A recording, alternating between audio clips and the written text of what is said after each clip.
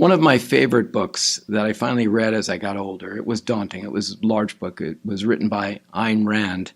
It was her opus piece called Atlas Shrugged. And it's a very, very long book, a very good book, and I won't try to summarize it. But suffice to say, the book was published in 1957, which is the year I was born.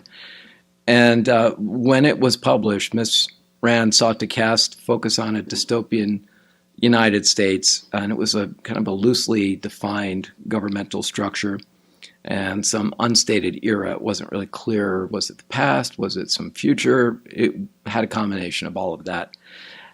But it was a sense of in which the contribution of an individual in that time to the success of an effort was not valued, but only the control of the use of the wealth or the goods that had been created by the people.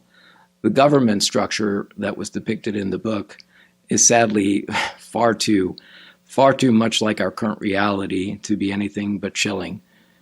Incompetence and immorality rule, and men and women of character are despised and ridiculed by the elitist leadership that are unable to do much themselves but criticize and control or attempt to control.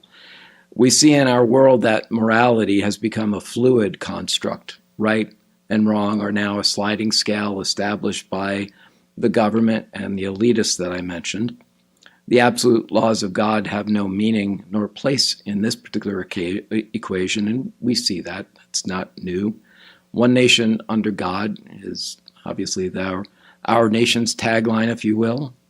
As long as things like abortion on demand are embraced, and any other social construct that has moved into that relatively liberal and sliding scale towards immorality.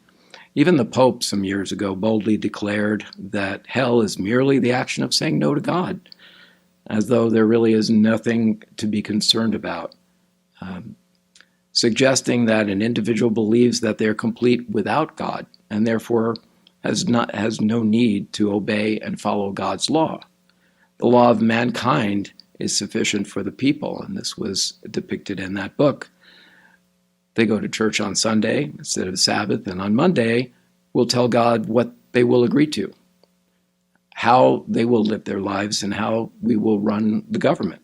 This might include more than two possible combinations of DNA, two genders as designed by God, not good enough for a moral relativist, of course. A world that exists with more relative moral standards that are not of God cannot be counted on to value things such as life, human life, or any life for that matter. It exists as long as it does not offend the sensibilities of society of the day. We see this each day, and for each example I could offer, you could match me time and time again. In this world of the book, the action centers around a major privately owned railway and a steel mill that invents a brand new, stronger metal. And in each case, the national government of the day exists to suck the wealth and even more, the capital of human ideas and creativity. The government then attempts to select winners and losers and winds up being unable to do much more than try to control the public, but rioting becomes the norm and unrest becomes rampant. Sounds familiar. The problem with the novel, though, is that Ms. Rand believed that the true nature of morality exists merely to support the individual and their rights. It's not a bad premise to defend human rights, but to suggest that one's right to absolute happiness is above all else is a problem. Now, Ms. Rand, just for clarity, was an atheist, so it might not have been an issue for her and might have made all the sense in the world. David understood the problems with this, so let's jump into Scripture now. And we're going to turn to the book of Proverbs. We're going to go to chapter 14, and we're just going to read verse 12. And I'm reading from the New King James Version. So again, book of Proverbs, chapter 14, verse 12. There is a way that seems right to a man, but its end is the way of death. It's pretty clear. I love the clarity of that scripture. It's what we need to know. Mankind is so adept at deceiving itself by the way of right clothes, education, and language that what is right and moral in one time can be modified and justified quite cleverly. We see this all the time as well. This is relativism. The morality moves on a sliding scale with some groups that believe it speaks for the majority. And I think we are also seeing that played out quite a bit in our country, our world now. The current situation is a good example of evil being administered by government. Where else in Scripture do we see this reality of mankind addressed? Well, we're going to turn now to Romans chapter 1 and verses 18 to 23.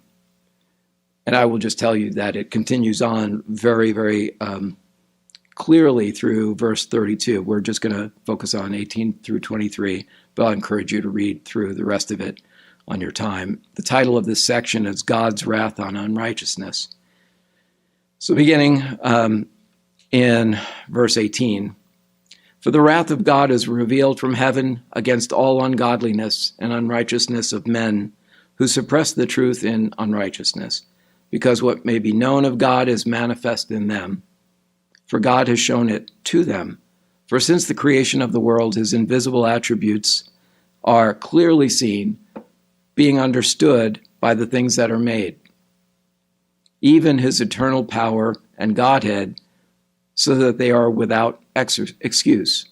Because although they knew God, they did not glorify him as God, nor were they thankful, but became futile in their thoughts, and their foolish hearts were darkened. Professing to be wise, they became fools, and changed the glory of the incorruptible God into an image made like corruptible men, and birds and four-footed animals and creeping things. These are the things that man has done over time, and certainly the Israelites, even in their fleeing, when Moses was occupied, what were they doing? They were creating idols and doing things such as described here. It is so striking how slow we are as humans to learn. God gives us clarity, and we cloud it over with interpretation and sophistication, and our own experience and our priorities. In Ayn Rand's fictional United States, the corruption had to reach such a fever pitch to cause the remaining quote-unquote good people to unplug from society completely and set themselves apart from the evil world that had developed. And they went to ironically, the mountains of Colorado and set up a whole little quiet society. And they were waiting for other good people to act and overturn the evil so that they could begin to establish a new world. And it has obvious parallels as we think about the reality of the new world that's expressed in Isaiah 9, which is my favorite scripture. So I will continue now with Isaiah. He wrote about this as well. And we're not going to talk about my favorite scripture, Isaiah 9 and verse 6. That has such chilling meaning for me. It chills my core when I read that, which speaks of God's coming government, and I just love it. But instead, Isaiah writes in chapter 5 and in verses 20 and 21. And we'll read that together. Isaiah 5, 20 and 21. And love the clarity here. Woe to those who call evil good and good evil, who put darkness for light and light for darkness, who put bitter for sweet and sweet for bitter. Woe to those who are wise in their own eyes and prudent in their own sight. Now, I think there are two kingdoms, two paths, two ways of life. There is good and there is evil. There's love and hate, right and wrong. Those of the evil one love the darkness, as we know. We know those scriptures, and that sliding scale of morality.